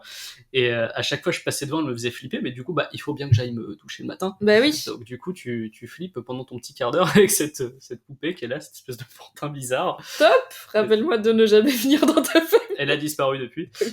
On ne Elle sait va pas où elle est. revenir. Et je pense que tu vois, si j'avais été gamin et que j'avais été confronté à ça, et c'est pas impossible que j'ai eu qu'une grosse poupée soit soudainement apparue avec ces traits-là. Donc effectivement, ça fonctionne super bien sur les peurs d'enfants, cette scène avec le tableau. Et finalement, Stanley, c'est celui qui a le plus peur de ça, c'est celui qui rechigne le plus à aller dans la maison et tout. Et je trouve que, bah en fait, ouais, ça se comprend parce que peut-être que son monstre lui a l'a moins attaqué que le genre de lépreux zombie qui a coursé Eddie. Mais c'est un truc on sent que c'est plus viscéral, que ça fait plus partie de lui et qu'il est pas prêt à ce que ce truc-là devienne réel, sinon ça veut dire que toutes ses autres peurs vont être réelles. Donc même si le personnage de Stanley est pas très développé, il a pas beaucoup d'histoire à part ça, à part son monstre, bah j'ai trouvé ça très bien fait. Donc ça c'est un changement que j'ai trouvé tip top. Et j'ai beaucoup digressé sur est-ce que le film est fidèle au livre. Oui, je pense que le film est fidèle à l'essence du livre, qui est donc ce qu'on appelle en anglais a coming of age story. Donc l'histoire du passage à l'âge adulte, l'histoire du moment où tu t'es rendu compte que l'enfance était terminée. Et je pense que le choix d'avoir mis les enfants dans un film et les adultes dans l'autre, au lieu de faire comment dire ça, une narration croisée comme dans le bouquin et comme dans le téléfilm, adulte, enfant, c'est très malin, c'est très bien, ces gosses sont top. Apparemment, ils vont réapparaître dans le 2, donc j'imagine dans des flashbacks Ouais, sûrement. qui sont en train de tourner avant qu'ils grandissent trop et que la puberté leur nique leur casting. C'est de... Je... Ça, c'est une histoire d'enfants pas très gâtés par la vie, qui vivent dans un endroit qui est néfaste pour eux et pour plein d'autres enfants, et qui décident de défendre les enfants. Parce qu'il y a plein de gosses qui disparaissent et que c'est les seuls qui ont l'air de s'y intéresser, qui décident de prendre leur vie en main, d'affronter un monstre et d'affronter les monstres de leur vie, donc comme le père de Beverly, la mère de Eddie et tout. Et je trouve que là-dessus, que ça soit dans les années 50, dans les années 80, qu'il y ait des loups-garous ou des tableaux chelous, ça compte pas, le cœur est là, et je trouve que c'est très bien. T'as le club des ratés, le Losers Club qui est formé par ces gosses. Tous hyper attachants. Il marche très bien. T'as envie d'avoir 13 ans et d'aller faire du vélo et des bagarres de cailloux avec eux. C'est des bagarres de cailloux. Oui. Et beaucoup plus comique du coup dans le film. Elle est très marrante. Elle est très drôle dans le film de 2017. Ah, c'est plutôt bien. Donc je trouve que c'est fidèle à ça, et c'est un peu plus dur de déceler le message clair de la partie adulte, parce que bah t'as plus le côté sortir de l'enfance et tout, c'est plus le courage de retourner affronter les choses inachevées de ton passé que t'as fui, et sur lesquelles c'est de plus en plus dur de se retourner en grandissant. Donc je suis très curieuse de voir ce qu'ils vont faire, mais pour cette première partie, très fidèle, je trouve. Tu parlais du passage à l'âge adulte. Dans le bouquin de Stephen King, le passage à l'âge adulte passe par une scène que, étonnamment, on n'a pas vu dans le film ni dans le téléfilm. Personne jamais ne fera cette scène, c'est pas possible. Je pense que on peut la spoiler, je pense, parce que peu de gens, enfin tous ceux qui n'ont pas lu le livre la connaissent pas, et moi j'ai été hyper choqué quand tu me l'as raconté. Je ne savais pas que ça finissait comme ça. Ouais, il y a vraiment beaucoup de trucs dans le dénouement de ça où t'es là en mode Stephen, arrête. Je sais pas si c'était sa période alcool ou sa période cocaïne, mais des trucs qui dans une période malaisante. Ouais, et donc à la fin de ça, partie 1, enfin à la fin de ça, l'histoire des enfants, les gosses ont, comme dans le film, plus ou moins vaincu Gripsou, qui est en tout cas blessé, et sauf que c'est pas dans une vieille maison, enfin ils sont dans les égouts, genre loin, ils sont rentrés par les égouts, et ils sont au fond d'un système oublié dont on a appris beaucoup plus tôt qu'il n'y a pas de carte, personne ne sait où vont ces égouts. Ça finit en cet endroit-là aussi dans le téléfilm. Oui, bah ça, bon, là du coup c'est Neighbor House, why not, c'est pas mal, ça permet de faire des maisons hantées, de faire du merchandising, c'est cool. Et donc il y a un vrai côté magique de ce qui fait qu'ils arrivent à battre ça, c'est qu'ils sont tous ensemble. Et ce qui fait qu'ils l'ont trouvé, c'est qu'ils sont tous ensemble, etc. Et donc ils sont dans les égouts en train d'essayer de ressortir, et ils se rendent compte que leur lien est en train de s'étioler, que ils sont en train de se perdre, ils se comprennent plus, ils s'engueulent, ça marche plus, et du coup, Beverly, donc rappelons que tous ces gens ont 13 ans et sont extrêmement puceaux, Beverly comprend, par un miracle qu'on ne sait pas, Qui que la s'appelle la solution... cocaïne et Stephen King. Oui, que la solution pour recréer du lien entre eux est le sexe.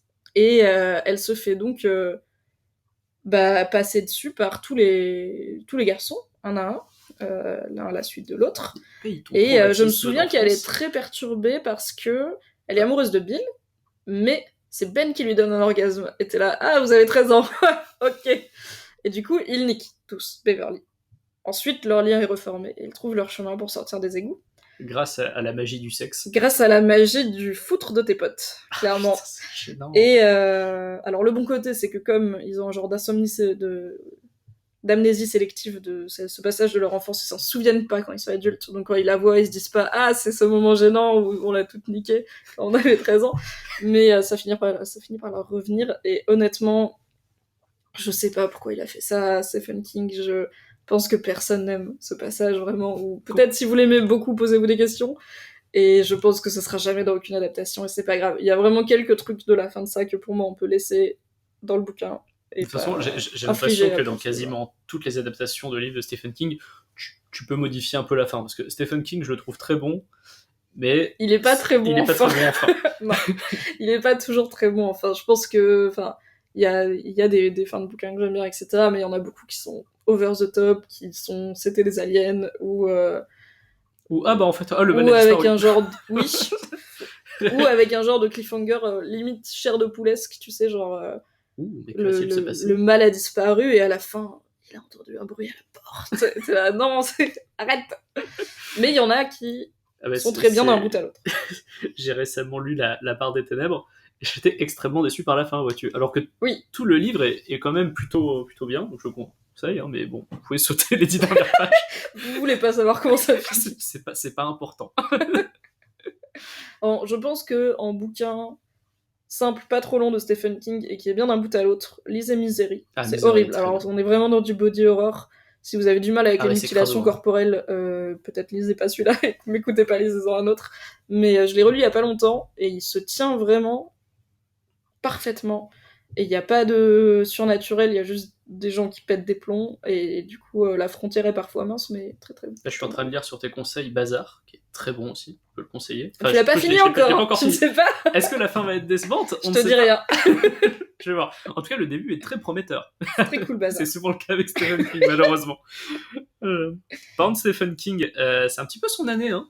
Oui. 2017, même 2018, là, il va y avoir quand même des choses aussi. Il y a pas mal de choses qui sont sorties, du bon, du moins bon, du vraiment vraiment moins bon, notamment La Tour Sombre. Ouais, c'était pas fou. tu l'as vu toi, La Tour Sombre? Oui, évidemment, je pense que je ne pouvais pas ne pas le voir, mais j'y suis allée en sachant que j'aimerais pas. Donc parce que c'est l'immense saga épique de Stephen King qui fait 6 ou 7 bouquins, qui relie quasiment l'intégralité de ses œuvres. C'est à la fois un western, de la SF, de la fantasy, un truc hyper ésotérique, des moments il y a des batailles contre des zombies, il faut sauver New York, il y a tellement de choses dans ces bouquins, ils sont excellents. Et ils en ont fait un film d'1h28. Ouais, c'est comme si t'essayais d'adapter un Final Fantasy en film, en fait. c'est très compliqué. Il y en a tellement dans tous les sens que tu peux pas, quoi. C'est très... Mais ils auraient pu faire un truc simple d'un ou deux bouquins. Vraiment, il y a une histoire, le premier livre est un peu une première partie en soi.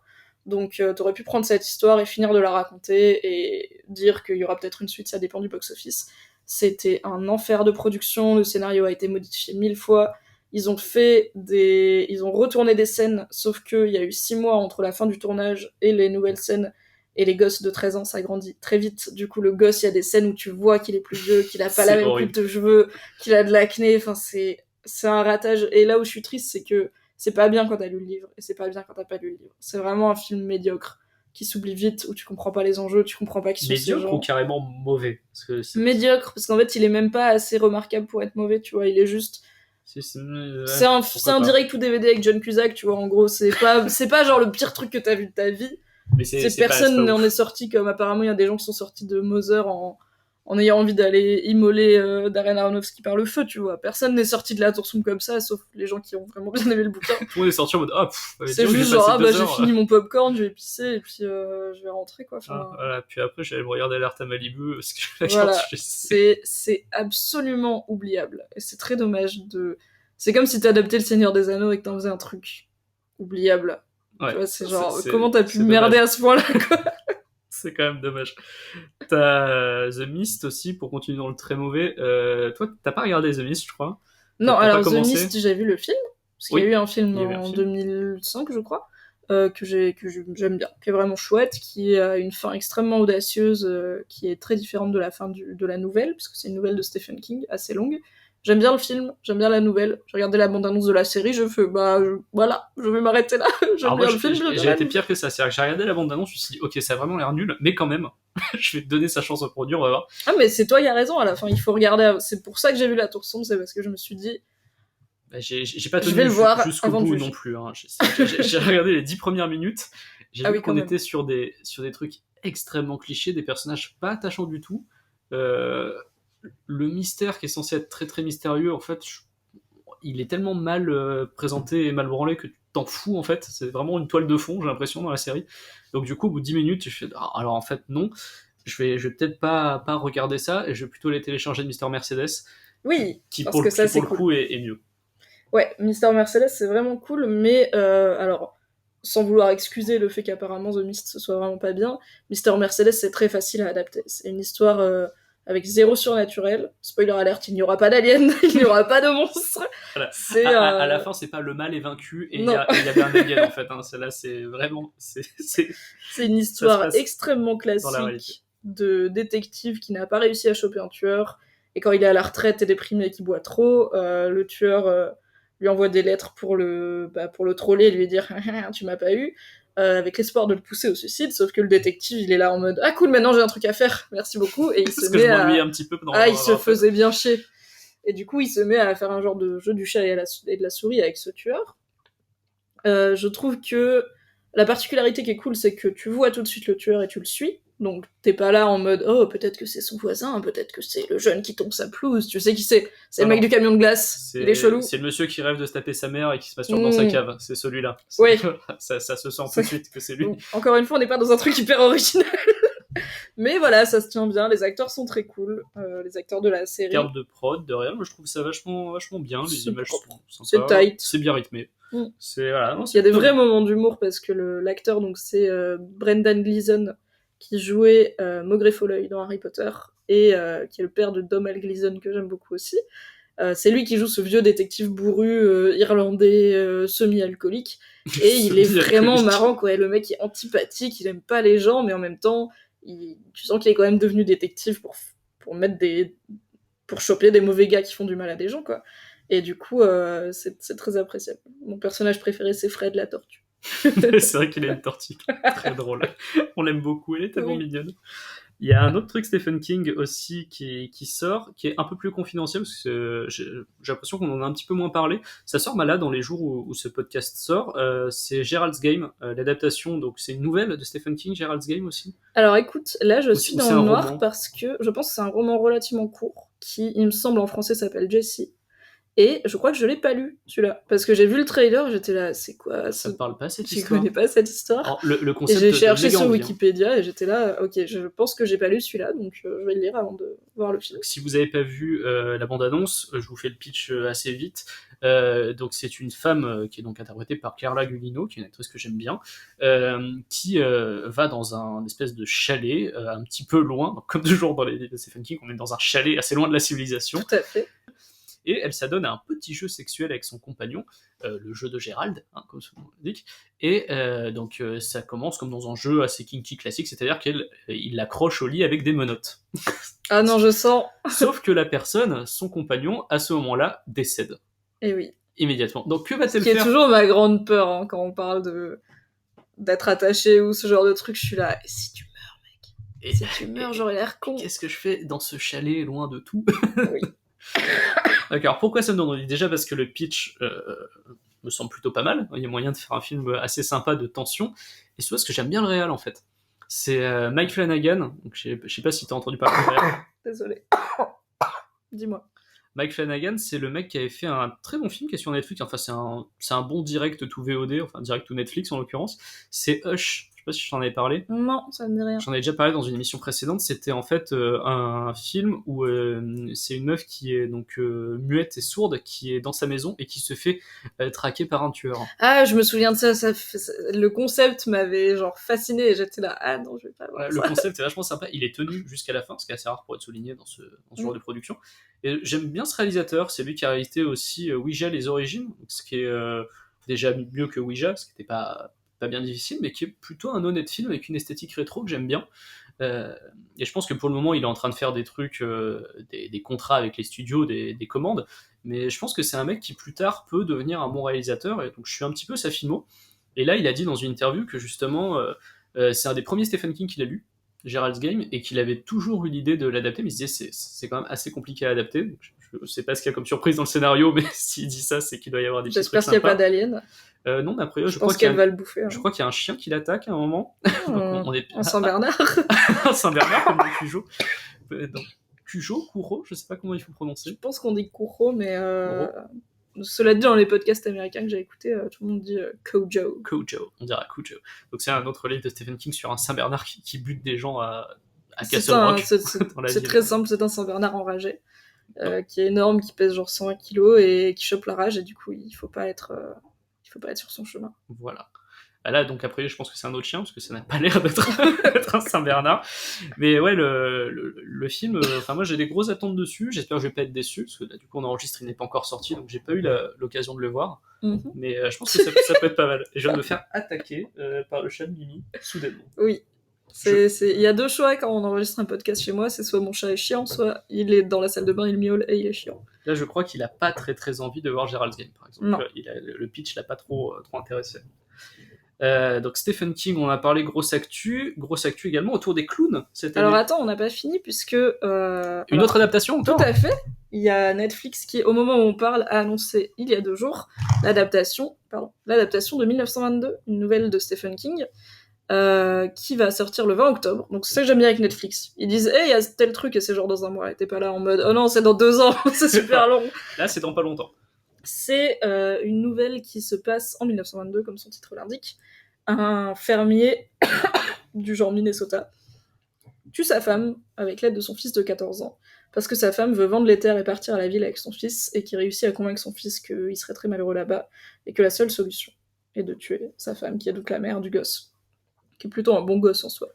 Il la tue, il la fout dans le puits, et après ça, c'est l'enfer sur Terre, sa vie, les malheurs s'enchaînent, son fils n'arrive pas du tout à vivre avec ça, lui, il en a quand même gros sur la conscience, et il y a un côté un peu où il est... tu sais pas trop s'il est hanté par littéralement sa femme, ou par juste la culpabilité de ce qu'il a fait. Et alors c'est pas mal, j'ai lu la nouvelle hier, je l'avais jamais lu. C'est pareil, c'est tight, ça se tient bien. La nouvelle, c'est une longue lettre de confession en fait, c'est le mec, 8 ans plus tard, qui est dans une chambre, tu sais pas où, et qui t'écrit tout ça, qui te raconte tout ça, comment il a tué sa femme et tout. Un petit peu à la manière de Shawshank Redemption. Tout à fait, parce que là tu sens qu'il va y passer à la fin, a priori c'est une lettre de dernier, de acquis de droit, à qui retrouvera mon corps.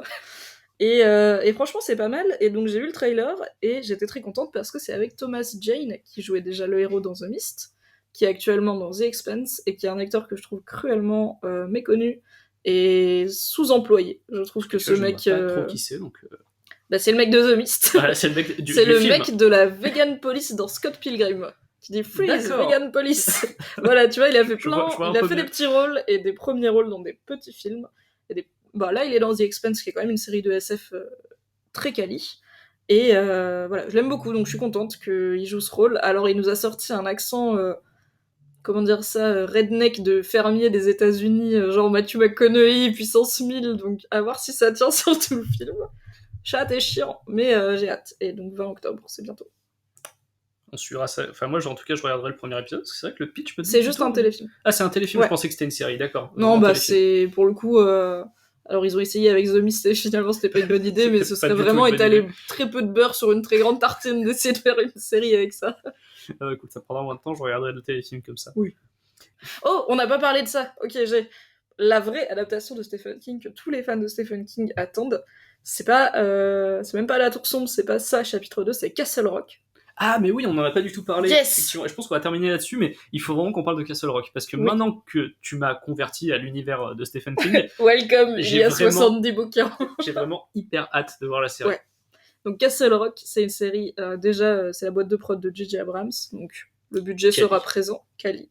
Et donc Castle Rock, c'est une des 2 villes fictives inventées par Stephen King, qui se trouvent toutes les 2 dans le Maine, pour y placer l'action de beaucoup de ses bouquins. Il y a Derry et il y a Castle Rock, qui est pas loin. Parce que c'est vrai que les gens qui connaissent pas les livres de Stephen King ne le savent pas, moi je le savais pas avant, mais il y a énormément de références aux autres bouquins, ils s'auto-référencent très souvent. Là j'ai commencé du coup Bazar, et la scène d'ouverture de Bazar, on te raconte un petit peu l'histoire de Castle Rock, et donc du coup, ils font référence à genre 4 ou 5 bouquins dès le premier chapitre, donc c'est pas désagréable à la lecture si tu as pas lu les livres, mais je pense que c'est du coup quand tu les as lus, tu fais « Hey, je vois ce que tu essayes de faire !»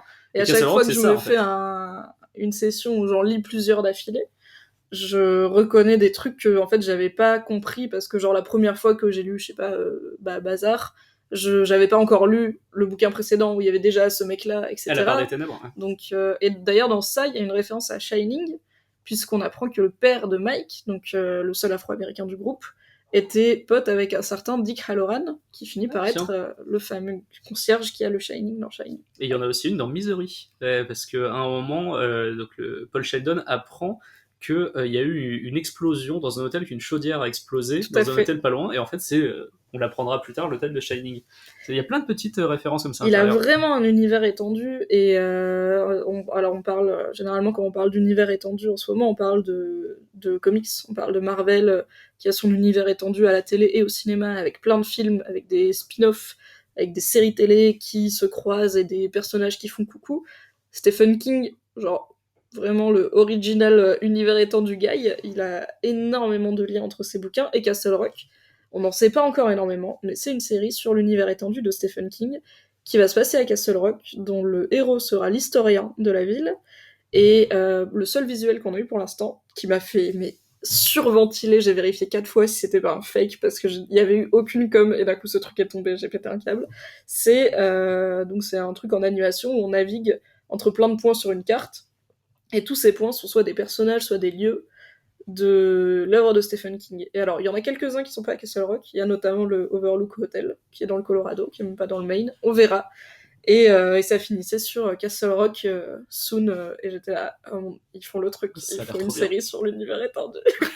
Et en plus, j'ai appris la semaine dernière qu'il y aurait Terry O'Quinn qui jouait John Locke dans Lost, et que je kiffe de ouf, et que longtemps qu'on l'a pas vu, lui. Je pense que perso je l'ai pas vu depuis Lost. Il a peut-être joué dans d'autres séries un peu un peu moins prestigieuses, genre, et il va jouer peut-être dedans. jouer un cadavre dans un épisode de Bones ou d'Elementary, genre un truc comme ça. Ah, il y a mon chat qui se tape avec le chat d'en face, super. Écoute, je pense qu'on va le laisser se taper avec le chat d'en face, et qu'on va dire au revoir à nos auditeurs. Tout à fait, juste Castle Rock, pas de date de diffusion, tournage normalement imminent. Donc on est sur tournage imminent, donc ça veut dire post-prod, ça veut dire l'an prochain. Donc peut-être Halloween 2018, peut-être. J'aimerais trop. Bien. Ça serait cool. Oui. Écoute, moi je propose que quand ça sorte, on se revoie et qu'on en reparle. Oui, ça a l'air vachement on bien. fait ça marche. Allez, ça roule. Vous qui nous avez écoutés pendant toute, je sais pas combien ça fait de temps, ça doit sûrement dépasser 1 heure. J'avais prévenu. On avait beaucoup de choses à dire sur Stephen King et sur ça, sur John Wayne Gacy avant. On avait énormément un programme très chargé dans cet épisode. Donc ouais, ça dépasse un petit peu. Vous pouvez nous retrouver sur Facebook, sur la page Inspiré de faits réels, sur Twitter, @IFRPodcast, sur SoundCloud, c'est IFR Podcast aussi, sur iTunes, sur Podcast Addict, enfin bref, sur quasiment toutes les applications de podcast. Je crois qu'on doit être à peu près partout.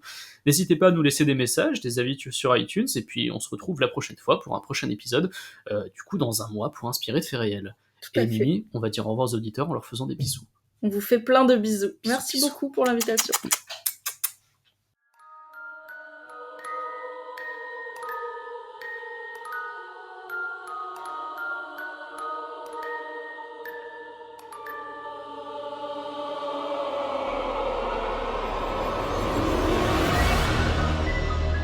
Je reviendrai.